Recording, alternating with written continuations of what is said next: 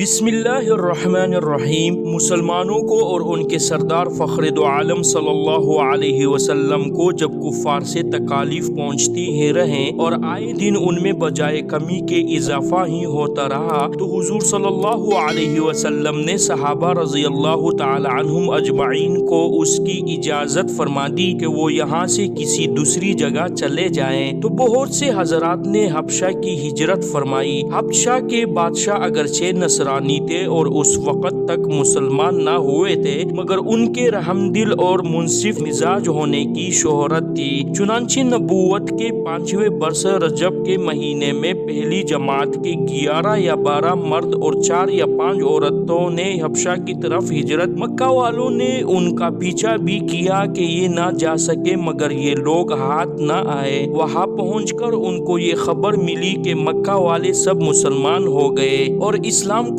غلبہ ہو گیا۔ اس خبر سے یہ حضرات بہت خوش ہوئے اور اپنے وطن واپس آ گئے، لیکن مکہ مکرمہ کے قریب پہنچ کر معلوم ہوا کہ یہ خبر غلط تھی اور مکہ والے اسی طرح بلکہ اس سے بھی زیادہ دشمنی اور تکلیفیں پہنچانے میں مصروف ہیں، تو بڑی دقت ہوئی۔ ان میں سے بعض حضرات وہیں سے واپس ہو گئے اور بعض کسی کی پناہ لے کر مکہ مکرمہ میں داخل ہوئے۔ یہ حبشہ کی پہلی ہجرت کہلاتی ہے۔ اس کے بعد ایک بڑی جماعت نے جو 83 مرد اور 18 عورتیں بتلائی جاتی ہیں متفرق طور پر ہجرت کی اور یہ حبشہ کی دوسری ہجرت کہلاتی ہے۔ بعض صحابہ رضی اللہ تعالی عنہم اجمعین نے دونوں ہجرتیں کی اور بعض نے ایک۔ کفار نے جب یہ دیکھا کہ یہ لوگ حبشہ میں چین کی زندگی بسر کرنے لگے تو ان کو اور بھی غصہ آیا اور بہت سے تحفے تحائف دے کر نجاشی شاہ حبشہ کے پاس ایک وفد بھیجا جو بادشاہ کے لیے بھی بہت سے تحفے لے کر گیا اور اس کے خواص اور پادریوں کے لیے بھی بہت سے ہدیے لے کر گیا۔ جا کر اول حکام اور پادریوں سے ملا اور ہدیے دے کر ان سے بادشاہ کے یہاں اپنی سفارش کا وعدہ لیا اور پھر بادشاہ کی خدمت میں یہ وفد حاضر ہوا۔ اول بادشاہ کو سجدہ کیا اور پھر تحفے پیش کر کے اپنی درخواست پیش کی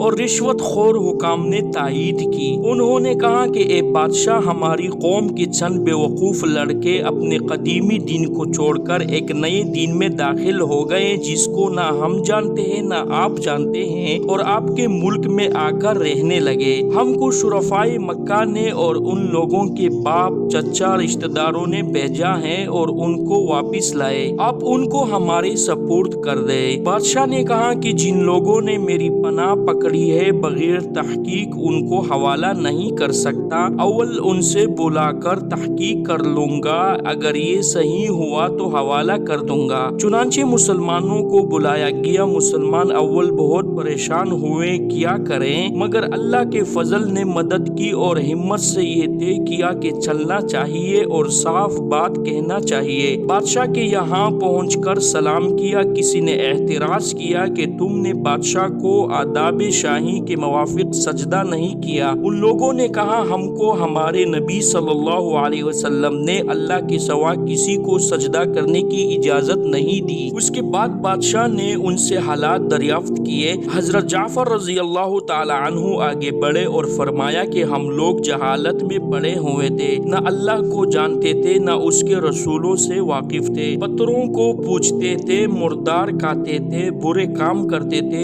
رشتے ناتوں کو توڑتے تھے، ہم میں قوی ضعیف کو ہلاک کر دیتا تھا۔ ہم اسی حال میں تھے کہ اللہ نے اپنا ایک رسول بھیجا جس کے نسب کو، اس کی سچائی کو، اس کی امانت داری کو، پرہیزگاری کو ہم خوب جانتے ہیں۔ اس نے ہم کو ایک اللہ وحدہ لا شریک لہ کی عبادت کی طرف بلایا اور پتھروں اور بتوں کے پوجنے سے منع فرمایا۔ اس نے ہم کو اچھے کام کرنے کا حکم دیا، برے کاموں سے منع کیا۔ اس نے ہم کو سچ بولنے کا حکم دیا، امانت داری کا حکم دیا، صلہ رحمی کا حکم کیا، پڑوسی کے ساتھ اچھا برتاؤ کرنے کا حکم دیا، نماز روزہ صدقہ خیرات کا حکم دیا اور اچھے اخلاق تعلیم کیے۔ زنا، بدکاری، جھوٹ بولنا، یتیم کا مال کھانا، کسی پر تہمت لگانا اور اس قسم کے برے اعمال سے منع فرمایا۔ ہم کو قرآن پاک کی تعلیم دی اور ہم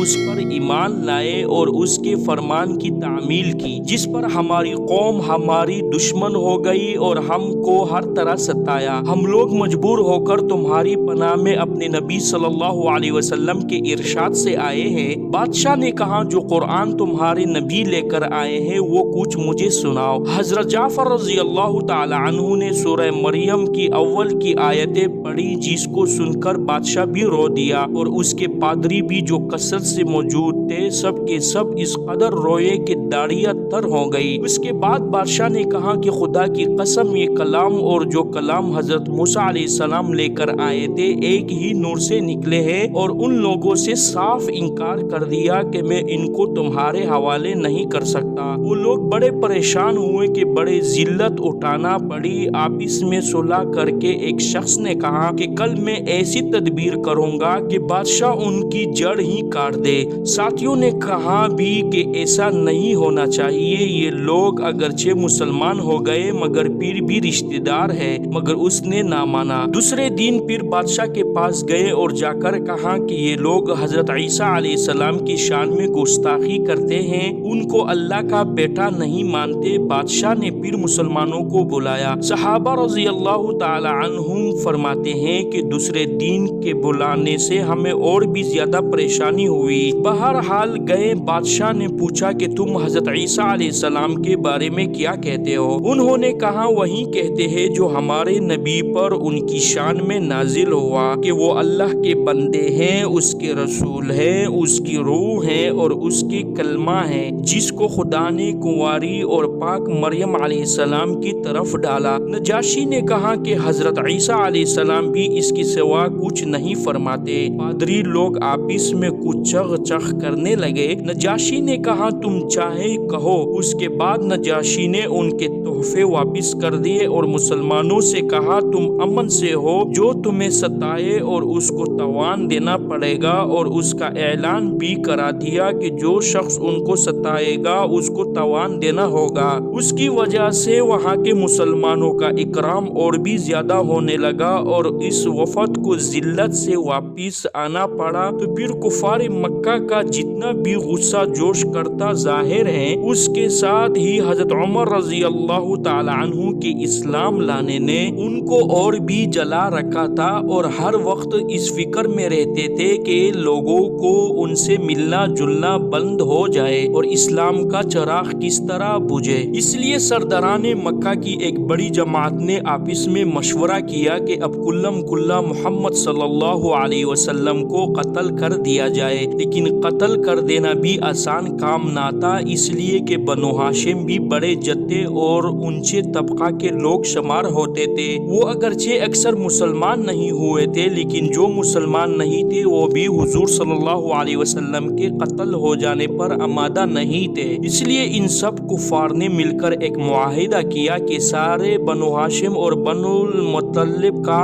بائیکاٹ کیا جائے، نہ ان کو کوئی شخص اپنے پاس بیٹھنے دے، نہ ان سے کوئی خرید و فروخت کرے، نہ بات چیت کرے، نہ ان کے گھر جائے، نہ ان کو اپنے گھر میں آنے دے، اور اس وقت تک صلح نہ کی جائے جب تک کہ وہ حضور صلی اللہ علیہ وسلم کو قتل کے لیے حوالہ نہ کر دے۔ یہ معاہدہ زبانی ہی گفتگو پر ختم نہیں ہوا، بلکہ یکم محرم نبوی کو ایک معاہدہ تحریری لکھ کر بیت اللہ میں لٹکایا گیا تاکہ ہر شخص اس کا احترام کرے اور اس کو پورا کرنے کی کوشش کرے۔ اور اس معاہدے کی وجہ سے 3 برس تک یہ سب حضرات دو پہاڑوں کے درمیان ایک گاٹھی میں نظر بند رہے کہ نہ کوئی ان سے مل سکتا تھا، نہ یہ کسی سے مل سکتے تھے، نہ مکہ کے کسی آدمی سے کوئی چیز خرید سکتے تھے، نہ باہر سے آنے والے کسی تاجر سے مل سکتے تھے۔ اگر کوئی شخص باہر نکلتا تو پیٹا جاتا اور کسی ضرورت کا اظہار کرتا تو صاف جواب پاتا۔ معمولی سا سامان غلہ وغیرہ جو ان لوگوں کے پاس تھا وہ کہاں تک کام دیتا۔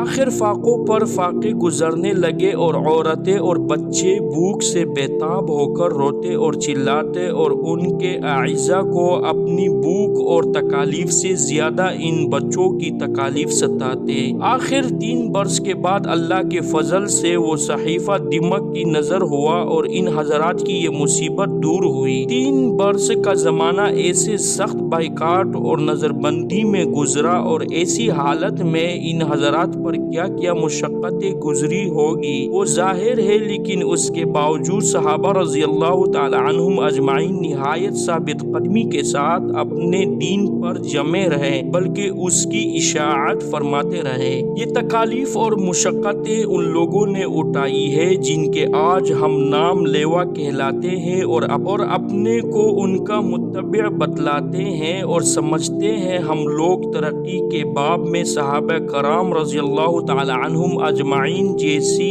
ترقیوں کے خواب دیکھتے ہیں، لیکن کسی وقت ذرا غور کر کے یہ بھی سوچنا چاہیے کہ ان حضرات نے قربانیاں کتنی فرمائی اور ہم نے دین کے خاطر، اسلام کی خاطر، مذہب کی خاطر کیا کیا۔ کامیابی ہمیشہ کوشش اور سعی کے مناسب ہوتی ہے۔ ہم لوگ چاہتے ہیں کہ عیش و آرام، بددینی اور دنیا طلبی میں کافروں کے دوش بدوش چلیں اور اسلامی ترقی ہمارے ساتھ ہو۔ یہ کیسا ہو سکتا ہے؟ صدق اللہ العظیم۔